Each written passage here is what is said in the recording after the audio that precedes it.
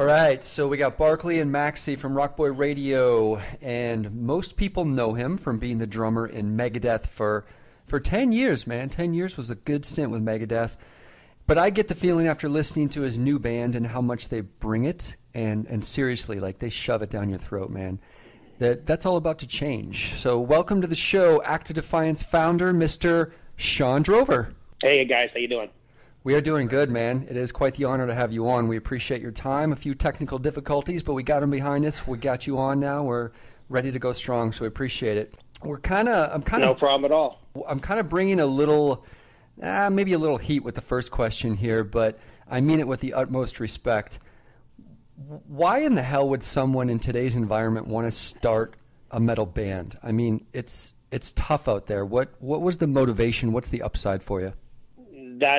That's a good question. Obviously, our motivation is because we love heavy metal music, and that's, this is what I've been doing for since I was 14 years old. I mean, it's, the fact that I've, been able to have a career doing this, in itself is great. But obviously, we're not doing this to follow trends or to be millionaires and all that stuff, because heavy metal music is not trendy at all at the moment. If I wanted to be a rock star, I'd be in a country band or something, whatever was hip. So our motives are genuine, and they're musical reasons. We don't care at all about trying to be rock stars and all that garbage. It's for us, music and all about making the best heavy metal records that we can. I mean, that's it in a nutshell. You know what I mean? It is tough out there. It's it's not 1987, unfortunately, in terms of how the scene was back in the day, and everybody was supporting it. It was on MTV. Bands were selling hundreds of thousands of records, millions of records in some cases, and those days are gone. But the scene won't die because there are too many people who are so hardcore and passionate about this kind of music that, we're lifers. I mean, this is music I've been listening to for over 40 years now. And, I even knew back then when I was, first listening to Judas Priest that this is something I'm going to listen to for the rest of my life. I was never a fair weather fan. I was in it, for the long haul, and I was that hardcore. The bands that I loved and still love to this day, I do it because this is what I was put on this earth to do, is to play heavy metal music. And, irregardless of the musical climate now or 5 years from now or 5 years ago, that can't, dictate what I want to do. I'm going to do it irregardless of whether it's trendy or selling or not selling. You know what I mean? It's just that's how much passion I have for this. And all of us do in this band. That may be the single best answer that I've ever heard in my life to any question. And basically, to sum it up, it's like, fuck you, it's metal, this is what I like, this is what I'm going to do, and screw you. We can swear. Okay, yeah. So, yeah, basically, we do what the fuck we want. If you don't like it, fuck off. How about that? There's a shorter answer. Right. Brilliant. No, I mean, it's, all kidding aside, that we do this because we want to do it, and you have to do things for genuine reasons, or you're just going to be following something that's not your own. You know what I mean? So, some people do that, and that's fine. More power to them. But we're being as earnest as possible and creating what we think is the best heavy metal music that we can make. All that being said, in 2015, 16, 17, what's kind of the game plan for a new metal band? What are the steps in building your own brand in that situation? Well, it's contingent on, are you signed? Do you have management? Do you have a booking agent? All those things are beneficial to have in place. Now, not everybody has a record label, or not everybody has proper management or booking agent, but that shouldn't stop you either. So that's kind of a hard question to answer. I can speak for us, and that's, for us to build the brand is to release music and tour for that release and get in people's faces the old school way. Play as many shows as you can, get in front of as many people as you can, and hopefully turn some heads into liking what we do. I mean, that's the way it's always been. It certainly was much more so back in the, I keep referencing the past, but back when I was younger, it was a hell of a lot easier to go on tour and have support from the, record labels and all those things that are involved with being a touring outfit, putting out records on a label. Times are different now, and they're definitely harder in America, but that's not going to stop us either. I think through sheer determination and hard work, anything's achievable. And, but you have to be willing to do the grunt work and get down and dirty and do whatever it takes to get your band out there. You can't just play locally and expect that to translate worldwide. You got to go out there and take every opportunity that you could take and go out there and fight. And that's what we're doing. Yeah. And speaking of doing that and getting out there on the road, like I've been to a couple of rock/metal shows here locally that I think are great bands and have great music, and I think are somewhat known. But I get there and there's 50 people there, and I guess my question to you is what do you see promoters? Are promoters doing a good job out there? What do you see promoters doing in some cities that are working at getting people to show up for these shows in maybe markets that don't have great radio airplay behind them? Promoting the show, putting up flyers, plastering flyers all over your building. I mean, putting it around town. I mean, those who do that get more results than the people who don't. There's some club owners, they just don't care because they know they'll have, the bigger act coming 2 days from now that will serve their financial quota for that week or whatever it is. You know what I mean? So, again, with the internet, there's good and bad, like anything in life, there's good and bad things about it. Now you don't have to go see Van Halen when they come to town. You can just watch them on YouTube the next day, or you can watch them when they were in Tokyo, or you can watch them when they're playing here or there. You know what I mean? You watch tours from previous tours. So it's all at your fingertips. And what that has done, consequently, is a lot of people don't have to go or don't want to go to shows or don't even care for shows in this generation because it's right there. It's right there in your laptop. Why should you go and spend $100 on concert tickets and shirts and whatever, alcohol? You can get a 6-pack and friggin' go on your kick-ass computer screen and with badass speakers and blast a concert. That's kind of the mentality of where this has gone because of YouTube and all that kind of stuff. Everything is at everybody's fingertips, mostly for free. And again, as a result of that, it's affected every facet of the industry, and not in a good way either, in a bad way.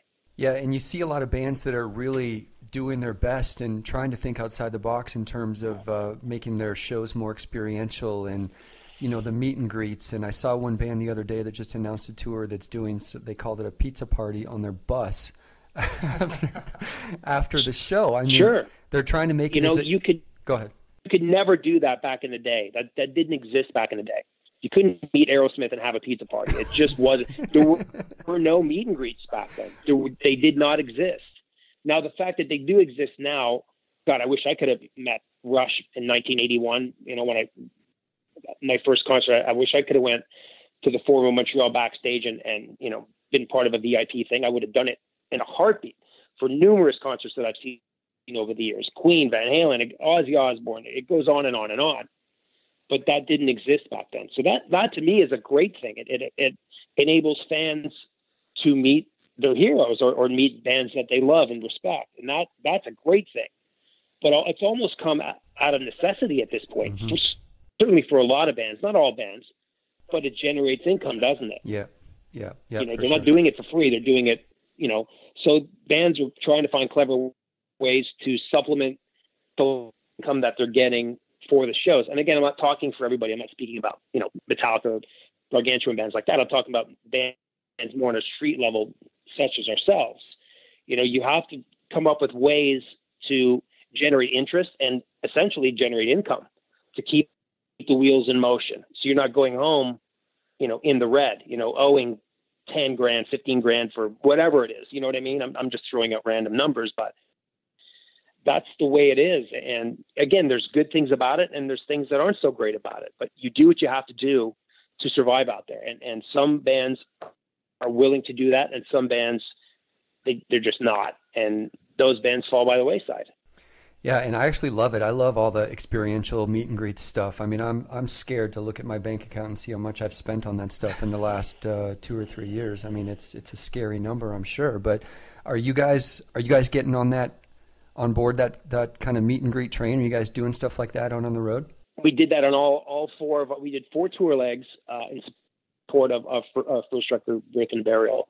I think we played around 110 shows, or give or take, and almost every show that we were a part of, except the ones where we weren't, when we were in a support slot, it's a little more difficult because you have to, the headliner has to be cool with it and all that stuff. And sometimes we could do it and sometimes we couldn't. But by and large, yes, we did the whole VIP thing. We had different kinds of VIP things. You can watch I think one of the tour legs, you could, if you paid X amount of money, you got to watch Soundcheck. So again, those are things that weren't even in the realm of possibility 30 years ago, in the 80s and stuff. But now it is, and I think that's a great thing. Again, I'm not trying to paint it in a negative light. I'm giving you, factual information here about how things are, And again, depending on what band you're talking about, I'm giving a generalization. It doesn't affect, Metallica like it would a band like us, obviously, because we're, they're slightly more popular than we are. Let's put it that way, But so, again, you do what you got to do, and you try to be clever. You try to stay on top of it. You try to communicate and let people know on our social media and all that stuff, just to, again, keep them from forgetting. Because, again, the attention span now, because there's so much information, so many bands putting out this, doing that, they're playing here, they're playing there. You got to keep in people's faces for them to remember that you're coming to town, in 2 weeks or whatever it is, So it's a lot of work. Right. So when you started Active Defiance, obviously there's some kind of process for choosing a name for a new metal band. I mean, like at this point, all the Black Sabbaths and Judas Priest of the world are kind of taken, obviously. Like, how tough was it to come up with a name, and why did you guys settle on Active Defiance? Because Judas Priest was taken. No, I mean, and yeah, we went through this. This is when it was just Chris and myself. Matt and Henry weren't even in the band when we were writing the first record and trying to wear 10 different hats, finding a record company, finding a manager, finding a booking agent, finding a producer to produce the record, finding an artist to do the artwork. Chris and I did all of that for Birth and the Burial, get Band-Aids, all those 9-10 things, and write a record. Chris and I did all of that and turned the record in the span of 5 months. Looking back, it's just through sheer determination and will. But, what was the question again? Oh yeah, no. Okay, why do we choose Active Defiance? I'm sorry. Again, yeah, we went through. Here's 10 names. Okay, well, oh yeah, then we agree about three of them. Well, you look about some band in Israel's got that name, or some band in Australia has that name. Oh well, shit. Okay, let's back to the drawing board. And eventually we liked the name Defiance. So Chris said, well, instead of just calling it Defiance, why don't we have like a 3-word sequence, something Defiance, or something Defiance something. So we just started to go off that and said, hey, what about Active Defiance? We're like, I like it, and so it's okay. And that was it. And we looked it up, and no one had the name legally, so we registered it, and there you go. I wanted to call it Chocolate Cake, but that band was taken too. No, it's a strong name, man. We like it. You get 2 thumbs up from us. A very strong name. It's got a very, very lot of metal connotations to that. For sure. So my understanding is the new album debuts next week, correct? Next Friday the record is released, correct. Next Friday. Cannot wait. Okay. So any what goes through your mind? Like we're like a week out from that. Any anxiety? Like what's the week before an album pops kind of look like for you? A lot of promo, I guess. I don't have any anxiety. I'm excited about it. I can't wait for people to hear it and buy it. I mean, last night I vinyl for the record, delivered. So I got the 180 gram black vinyl, and I got the gold kind of colored vinyl. So for me, that was really exciting. You know what I mean? Again, being an old school guy, growing up with vinyl and stuff, it's still exciting for me to receive vinyl that, on those grooves or something that I created with the guys in the band. So that's exciting, So I can't wait for people, those who bought the vinyl or whatever, however they bought it, if they bought the bundle, if they bought CD, if they bought digital. I'm just looking forward to people hearing it because, at this point, the reviewers have the record, and then the public at large, I've seen 2 videos and 2 singles released.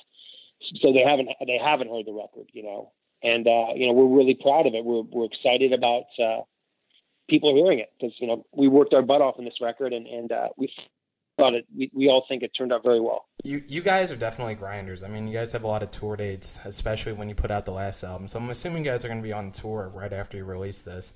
But, how does touring with Active Defiance differ than touring with a giant like Megadeth? Well, everything's scaled down. You know what I mean? You don't have. Well, look, you know, we could get the big luxury bus if we wanted to, but when you get that bill at the end of the day, it's not a fun thing to pay.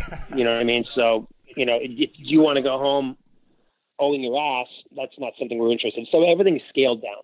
For me, I personally, I don't care. That's not what that was about. I was in that band because I love the music. I didn't care about being a rock star or any of that stuff. That was all icing on the cake, and it was a great experience, and I loved it all, and I enjoyed it for over 10 years. But at the end of the day, in that band because of the music, you know, because I was a psycho fan of Peace Sells and Killing Is My Business. Those records were part of my metal upbringing, you know, and I still love those records. So, you know, my reasons for joining that band were purely musical. You know, some of the stuff I thought was great. Some of it I couldn't care for. You know what I mean? It's not important for me to stay at a 5-star hotel and all that stuff. It's cool, and I appreciated it, but it wasn't necessary for me. You know, the show is what I care. Music and getting out there in people's faces and doing the best that I could do. You know, so you know, as long as I can travel comfortably and get from place to place, I'm all good. It's all about the show for me. It's all about playing, you know, this music for the people who like this music. And that's why I became a musician. It's never changed. I've been doing this for, you know, years and years and years now. And my perspective has never been altered. I never got caught up in all the horseshit chick drugs and, you know, all that kind of garbage. I never cared about that stuff. I got married at a very young age and had kids, and, you know, I kind of went the other way. I was definitely the exception to the rule, certainly in terms of, you know, percentage, you know, how many people lived a more, you know, had a little more debauchery in their life, certainly than I did. That's for sure. And not to do shit, because I appreciate, I love reading about it. Actually, I love reading all those novels about people just got completely friggin' whacked on drugs, and they, you know, they all horrible, crazy things happen. I like to be, you know, I'd prefer to read it in a book than to experience it. So I wasn't one to ever get involved in all that stuff. I was purely there for the music, and it's always been like that for me. Yeah, trust me, my bookcase is filled with all those quote unquote novels of the debauchery. It's great stuff, great reads. And I love it. I mean, the Motley Crue book's amazing. Aerosmith book. Yeah, there's so many great books. It's like God, especially the stuff in the 70s and the 80s. Yeah. It's like, oh my God, it's just like so friggin' awesome. Yeah. Great but stuff. I would rather read about it than partake in it, certainly. Yeah, just let me live one chapter. That's all I need. Yeah. And we had a couple guys on from Bobaflex last week, Tommy and Marty McCoy, and they gave us their tips on touring on a budget, and it was quite humorous to hear some of their suggestions for going on tour and having it be kind to your wallet. So good stuff from them. When I saw you in Megadeth, like when I watched you in Megadeth, both on stage and in interviews, actually like the whole band, and you guys just stuck out to me as like no bullshit, all business, very business metal band, very professional. And when I listen to your interviews nowadays, I kind of get the same vibe. Is that accurate, and is that something you learned in Megadeth, or is that just you, just professional business, straight ahead and do it? Probably both. I mean, I was definitely an apt pupil in that band. I was observant, you know, how to conduct myself, and you know, I pretty much knew going in, but I learned a lot of stuff along the way in that band as well, and you know, all the good things I took to heart. You know, and I wanted to, you know, present myself in a professional manner, and again, this isn't, that band was not it's the whole chicks and guns and fire trucks and all that 80s cheese stuff, you know what I mean? And again, I'm not douching that stuff, because I love all of it. I love a lot of that stuff too. Back in the day, it was great stuff, but that, my previous band, it wasn't like that. It was a very serious kind of thing, and it was, you know, but I would have conducted myself the same way if in another band anyway. You know, I didn't change my demeanor or anything in that band. I learned stuff. You know, there's no video of me stumbling ass drunk somewhere on stage or whatever. You know what I mean? So I kept my crap together pretty good for the most part. Being in a big band, leaving that band to kind of do your own thing. Are there other examples of musicians out there that have done that kind of stand out to you and are inspiring? No, not really. You know, I talked to Zach. We toured Black Label. I think it was 2013, and I had a lot of cool conversations with him, and he said, and again, this wasn't any reference to, I should quit or I should do whatever, but he said, Ozzy and Sharon, they kind of viewed that 19-year-old kid from Jersey, years down the road. And, he said at some point, he wanted to do his own thing too. Now, of course, ironically, he's back in Ozzy now and doing that. And that's great. I think at a certain point, he certainly wanted to go off on his own and do other stuff, which he did. He did Pride and Glory, he did, Black Label and stuff. And he's been in and out of Ozzy for years, which is great. So he's been able to do kind of both things. But, you want to, guys like that and guys like me and Chris, and we're creative, and I needed that outlet to be able to express my ideas and go in the direction that I wanted to go. And Chris was thinking the same thing. So that's why, really, in a nutshell, why we decided to form this band and stuff. But, for me also it was the case of, if I wanted to make a move, I needed to do it before I got too old. I'm not a spring chicken by any means. I'm not 60 or anything like that, but I'm not 22 either. So I just wanted to do something different. I wanted to go in a heavier direction and express my own musical ideas and stuff, and as did Chris. So that's really it in a nutshell. Cool. So kind of shifting gears a little bit, what does Shawn Drover like to do in his free time? From your Twitter feed, I mean, it looks like you're a big golf guy, football guy. Like, what makes you tick when you're not doing music?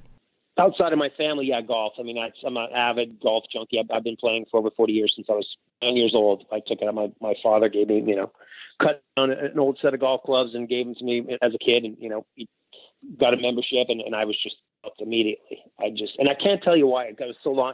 It was literally 41 years ago. I'm 51 now. So I just latched onto the sport right away. I was a big sports guy anyway. I was into, I played a lot of baseball. I played soccer for 11 years.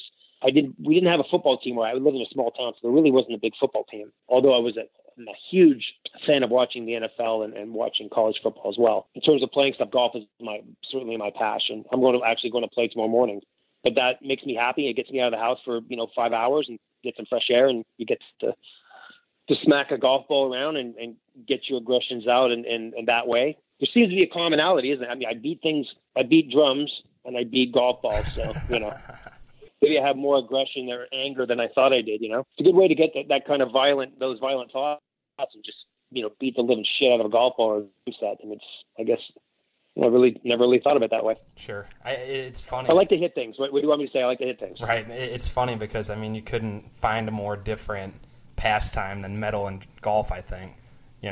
Sure. Well, you know what though? I mean, that's again. I don't care what anybody thinks about what I do. You know what I mean? I could play badminton or freaking checkers all day. I would give a shit if you like it or not. That's what makes, it doesn't define my metalness. I'm more metal than anybody on the planet anyway. So the fact that I play golf makes me even more metal, if you ask me.